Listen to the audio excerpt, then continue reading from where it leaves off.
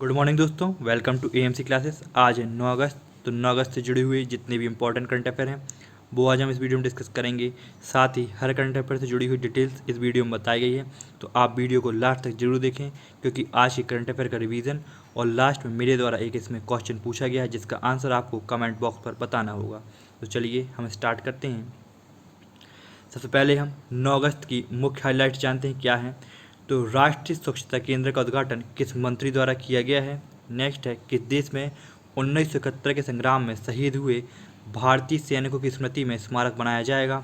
Next है biomedical waste track करने के लिए कौन सा ऐप विकसित किया गया है।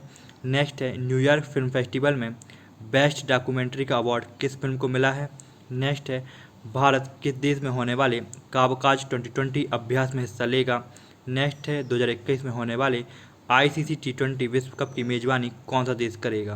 तो चलिए हम स्टार्ट करते हैं। फर्स्ट क्वेश्चन है राष्ट्रीय स्वच्छता केंद्र का उद्घाटन किस मंत्री द्वारा किया गया है। तो ये किया गया है प्रधानमंत्री नरेंद्र मोदी द्वारा। प्रधानमंत्री नरेंद्र मोदी द्वारा राष्ट्रीय स्वच्छता केंद्र का उद्घाटन किया गया है, मतलब ऑप्शन डी जो है वो करेक्ट है। अब इससे जुड़ी हुई डिटेल्स जान लेते हैं क्या है। तो प्रधानमंत्री नरेंद्र मोदी द्वारा 8 अगस्त 2020 को राष्ट्रीय स्वच्छता केंद्र का उद्घाटन किया गया है। स्वच्छ भारत मिशन के तहत परस्पर संवादात्मक अनुभव केंद्र के रूप में इसकी स्थापना की गई है। साथ ही महात्मा गांधी को श्रद्धांजलि देने के लिए यह शुरू किया गया है और इसकी शुरुआत जो की गई थी, मतलब इसकी घोषणा जो की गई थी वो 10 अप्रैल 2017 को चंपारण सत्याग्रह के शताब्दी समारोह के अवसर पर की गई थी। तो इसकी घोषणा पहले ही कर दी गई थी 10 अप्रैल 2017 को चंपारण सत्याग्रह के शताब्दी समारोह के अवसर पर। अब और भी कुछ करंट अफेयर महात्मा गांधी से जुड़े हुए हैं तो वो देख लेते हैं क्या है।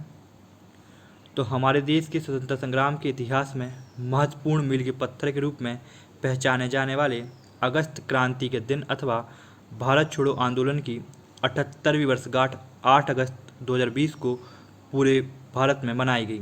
तो याद रखिए भारत छोड़ो आंदोलन की 78वीं वर्षगांठ मनाई गई है 8 अगस्त को, और भारत छोड़ो आंदोलन को अगस्त क्रांति के दिन के नाम से भी जाना जाता है। साथ ही मुंबई में अखिल भारतीय कांग्रेस समिति के सत्र के दौरान भारत छोड़ो आंदोलन की शुरुआत की गई थी। तो याद रखिएगा भारत छोड़ो आंदोलन की जो शुरुआत की गई है मुंबई से की गई है। नेक्स्ट, किस देश में 1971 के संग्राम में शहीद हुए भारतीय सैनिकों के लिए स्मृति में स्मारक बनाया जाएगा। तो ये बनाया जाएगा बांग्लादेश में। बांग्लादेश में 1971 के संग्राम में शहीद हुए भारतीय सैनिकों की स्मृति में स्मारक बनाया जाएगा, मतलब ऑप्शन डी जो है वो इसमें करेक्ट है। अब इससे जुड़ी हुई डिटेल्स जान लेते हैं क्या है। तो बांग्लादेश में 1971 के मुक्ति संग्राम में शहीद हुए भारतीय सैनिकों की स्मृति में वहाँ एक स्मारक का निर्माण किया जाएगा। बांग्लादेश की स्वतंत्रता की 50वीं वर्षगांठ के मौके पर यह स्मारक बनाया जाएगा। तो याद रखिए बांग्लादेश के जो आज़ाद हुए वो 50 साल पूरे हो रहे हैं, इस कारण यह स्मारक का निर्माण किया जा रहा है। 1971 में भारत ने पाकिस्तान से मुक्ति दिलाने के लिए बांग्लादेश देश की मदद की थी। अब बांग्लादेश से जुड़े हुए कुछ अन्य करंट अफेयर हैं वो देख लेते हैं। तो भारतीय रेल ने पहली बार एक विशेष मालगाड़ी देश की सीमा से पार बांग्लादेश के बेनापोल भेजी है। यह रेलगाड़ी आंध्र प्रदेश के गुंटूर और आसपास के क्षेत्रों से लाल मिर्च लेकर गई है। अब और क्या है करंट अफेयर तो वो देख लेते हैं। तो भारत द्वारा बांग्लादेश को 10 ब्रॉडगेज रेल इंजन सौंपे गए हैं। अब राजधानी क्या है बांग्लादेश की, तो वो ढाका, मुद्रा है बांग्लादेशी टका और प्रधानमंत्री हैं शेख हसीना। साथ ही भारत के जो केंद्रीय रेल मंत्री हैं वो पीयूष गोयल हैं। ये है बांग्लादेश यहाँ पर। नेक्स्ट, बायोमेडिकल वेस्ट ट्रैक करने के लिए कौन सा ऐप विकसित किया गया है। तो इस ऐप का नाम है कोविड-19 BWM। कोविड-19 BWM जो ऐप है वो बायोमेडिकल वेस्ट को ट्रैक करेगा, मतलब ऑप्शन बी जो है वो करेक्ट है। अब इससे जुड़ी हुई डिटेल्स जान लेते हैं क्या है। तो सुप्रीम कोर्ट ने सभी नगर निगमों और राज्य प्रदूषण नियंत्रण बोर्ड के लिए दैनिक आधार पर बायोमेडिकल कचरे को ट्रैक करने के लिए कोविड-19 BWM ऐप का उपयोग करना अनिवार्य कर दिया है। अब ये ऐप जो है ये क्या सुनिश्चित करेगा, तो ये सुनिश्चित करेगा अपशिष्ट एकत्र किया जाता है, परिवहन उसका जो है परिवहन किया जाता है और एक पंजीकृत सामान्य जैव चिकित्सा अपशिष्ट उपचार सुविधा में इसे भेजा जाता है। तो ये सब ट्रैक करेगा ये कोविड-19 BWM ऐप जो है विकसित किया गया है वो क्या करेगा, अपशिष्ट जो एकत्र किया जा रहा है वो, उसका जो परिवहन किया जा रहा है वो, और जो ये एक पंजीकृत समान जैव चिकित्सा अपशिष्ट उपचार के लिए जो भेजा जाता है ये सब ट्रैक करेगा यह app. Next, New York film festival में बेस्ट डॉक्यूमेंट्री का अवार्ड किस फिल्म को मिला है? तो ये मिला है सनराइज फिल्म को। सनराइज फिल्म को न्यूयॉर्क फिल्म फेस्टिवल में बेस्ट डॉक्यूमेंट्री का अवार्ड मिला है, मतलब ऑप्शन बी जो है वो करेक्ट है। अब इससे जुड़ी हुई डिटेल्स जान लेते हैं क्या है। तो हरियाणा के जिंद जिले के बीबीपुर गांव के पूर्व सरपंच सुनील जागलान की सामाजिक गतिविधियों पर केंद्रित फिल्म सनराइज को न्यूयॉर्क फिल्म फेस्टिवल में बेस्ट डॉक्यूमेंट्री का अवार्ड मिला है। इस डॉक्यूमेंट्री को राष्ट्रपति के हाथों 2 राष्ट्रीय पुरस्कार भी मिल चुके हैं। तो याद रखिएगा जो सनराइज फिल्म है इसे राष्ट्रपति द्वारा 2 राष्ट्रीय पुरस्कार मिल चुके हैं। न्यूयॉर्क फिल्म फेस्टिवल में के लिए करीब 3000 फिल्मों ने आवेदन किया था। 3000 फिल्मों ने क्या किया था? आवेदन किया था, जिनमें 60 फिल्में चयनित हुई।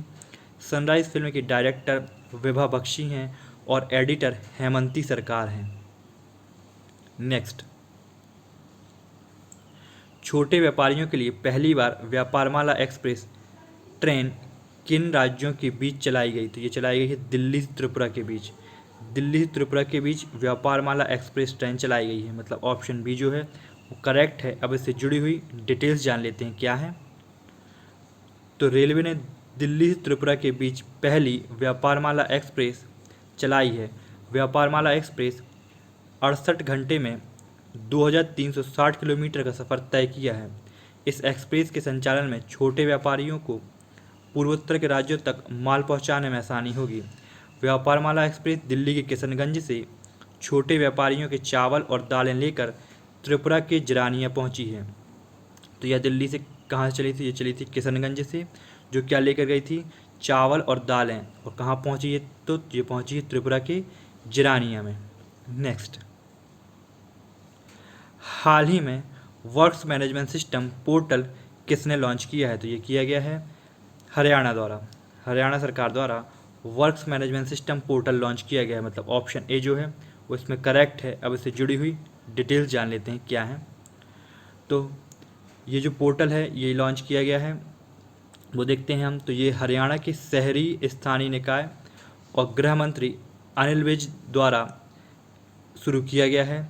अब इसमें समझते हैं क्या है। तो यह एक वेब आधारित पेपरलेस केंद्रीकृत वेब पोर्टल है और अपनी तरह का पहला वर्क्स मैनेजमेंट सिस्टम है यह। तो ये जो सिस्टम है ये अपनी तरह का पहला वर्क्स मैनेजमेंट सिस्टम है। इसमें क्या क्या रहेगा? तो वेब आधारित ये सिस्टम है, पेपरलेस है और केंद्रीकृत वेब पोर्टल है। अब हरियाणा से जुड़े हुए कुछ अन्य करंट अफेयर हैं तो वो देख लेते हैं हम। तो हरियाणा सरकार ने महिला एवं किशोरी सम्मान योजना शुरू की है। साथ ही मुख्यमंत्री दुग्ध उपहार योजना भी हरियाणा सरकार द्वारा शुरू की गई है। हरियाणा के सीएम मनोहर लाल खट्टर ने परिवार पहचान पत्र योजना का शुभारंभ किया है। अब और क्या है हरियाणा से जुड़े हुए करंट अफेयर तो वो देख लेते हैं हम। डबल स्टैक कंटेनरों के लिए दुनिया की पहली विद्युतीकृत रेल सुरंग हरियाणा में स्थित है। साथ ही दोस्तों मैं आपको बता दूं ये जो करंट अफेयर मैं आपको बता रहा हूँ ये मैं पहले भी बता चुका हूँ करंट अफेयर, पर हम फिर रिपीट कर रहे हैं क्योंकि हरियाणा से जुड़े हुए रोज़ ही करंट अफेयर कुछ ना कुछ बन ही रहे हैं, इसलिए हमें हरियाणा से जुड़े हुए हर करंट अफेयर की जानकारी होना आवश्यक है। तो हरियाणा सरकार ने ई सचिवालय पोर्टल लॉन्च किया है, ये याद रखिएगा। राज्य सरकार ने बोतलबंद मिनरल पेयजल संयंत्र स्थापित करने का निर्णय लिया है। नेक्स्ट है 2021 खेलो इंडिया यूथ गेम्स की मेजबानी हरियाणा राज्य करेगा। राज्य सरकार ने समाधान के विकास नामक वन टाइम सेटलमेंट योजना शुरू की है। नेक्स्ट है पंचायत चुनाव में अब महिलाओं को 50% आरक्षण हरियाणा राज्य में दिया जाएगा। नेक्स्ट, राजधानी है चंडीगढ़, मुख्यमंत्री मनोहर लाल खट्टर, राज्यपाल हैं सत्यदेव नारायण आर्य। ये हरियाणा से जुड़ी हुई डिटेल्स थी। नेक्स्ट, इलेक्ट्रिक वाहन पॉलिसी किस राज्य सरकार ने लॉन्च की है? तो ये की है दिल्ली ने। यहाँ पर दिल्ली है, दिल्ली ने लॉन्च की है। मतलब ऑप्शन बी जो है वो इसमें करेक्ट है। मतलब इलेक्ट्रिक वाहन पॉलिसी जो है वो दिल्ली द्वारा लॉन्च की गई है। अब इससे जुड़ी हुई डिटेल्स क्या हैं वो देख लेते हैं हम। तो दिल्ली सरकार ने इलेक्ट्रिक व्हीकल पॉलिसी का शुभारंभ किया है। इसके तहत नई कारों के लिए लगने वाले पंजीकरण शुल्क, रोड टैक्स को माफ़ किया गया है और 1.5 लाख मतलब 1.5 लाख तक की प्रोत्साहन राशि भी इसमें दी जाएगी। तो याद रखिए ये क्या है, इलेक्ट्रिक वाहन पॉलिसी जो लॉन्च की गई है इसमें क्या होगा, जो आप नई कार लेंगे तो इसमें आपका पंजीकरण शुल्क और रोड टैक्स माफ़ किया जाएगा और 1.5 लाख तक की प्रोत्साहन राशि भी आपको प्रदान की जाएगी। सरकार का लक्ष्य रोजगार पैदा करने के लिए दिल्ली की अर्थव्यवस्था को बढ़ावा देने और राष्ट्रीय राजधानी में प्रदूषण के स्तर को कम करना है। अब और भी कुछ करंट अफेयर दिल्ली से जुड़े हुए हैं तो वो देख लेते हैं हम। तो देश का पहला प्लाज्मा बैंक दिल्ली में बनाया गया। पौधों लगाओ पर्यावरण बचाओ अभियान की शुरुआत दिल्ली से की गई। याद रखिए ये करंट अफेयर। राज्य ने ई लर्निंग पोर्टल लीड भी लॉन्च किया है। दिल्ली के मंत्रिमंडल ने मुख्यमंत्री घर घर राशन योजना को मंजूरी दे दी है। भारत के पहले सार्वजनिक इलेक्ट्रिक व्हीकल चार्जिंग प्लाजा का उद्घाटन दिल्ली में किया गया है। दिल्ली के उपराज्यपाल अनिल बैजल ने छतरपुर में 10,000 बिस्तर वाले सरदार पटेल कोविड देखभाल केंद्र का उद्घाटन किया है।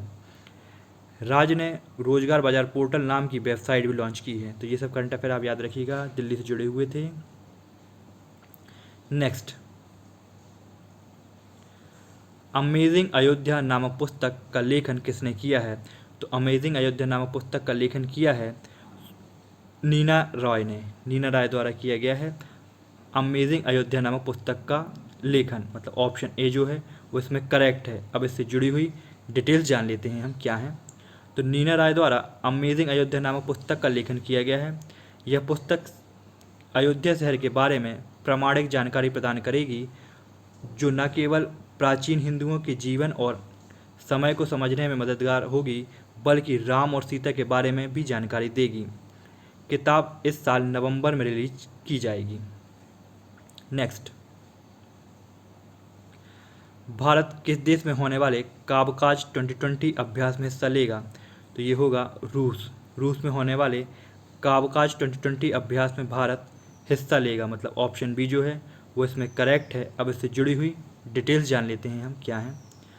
तो भारत रूस के अस्त्रखान में आयोजित होने वाले बहुपक्षीय सेना रसिया काबकाज 2020 रणनीतिक कमांड पोस्ट अभ्यास में हिस्सा लेगा। भारतीय दल के 150 सैन्यकर्मी सहित नौसेना और वायुसेना के कुछ कर्मी इसमें शामिल होंगे। काबकाज 2020 जिसे काक्सस 2020 के नाम से भी जाना जाता है। तो याद रखिए जो काबकाज 2020 है इसे काक्सस 2020 के नाम से जाना जाता है। नेक्स्ट, 2021 में होने वाले ICC T20 विश्व कप की मेजबानी कौन सा देश करेगा? तो ये करेगा भारत। भारत करेगा 2021 में होने वाले ICC T20 विश्व कप की मेजबानी। मतलब ऑप्शन ए जो है वो इसमें करेक्ट है। अब इससे जुड़ी हुई डिटेल्स जान लेते हैं हम क्या हैं।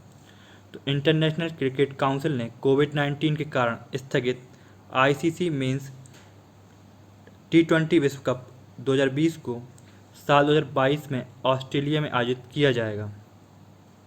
भारत योजनाबद्ध रूप से ICC मेंस T20 विश्व कप 2021 की मेजबानी करेगा। ICC ने महिला क्रिकेट विश्व कप 2021 को स्थगित कर साल 2022 फरवरी मार्च तक न्यूजीलैंड में आयोजित किया जाएगा। तो याद रखिए जो ICC महिला क्रिकेट विश्व कप 2021 को जो स्थगित किया गया है वो अब 2022 में होगा। और कहाँ पर आयोजित किया जाएगा? वो किया जाएगा न्यूजीलैंड में।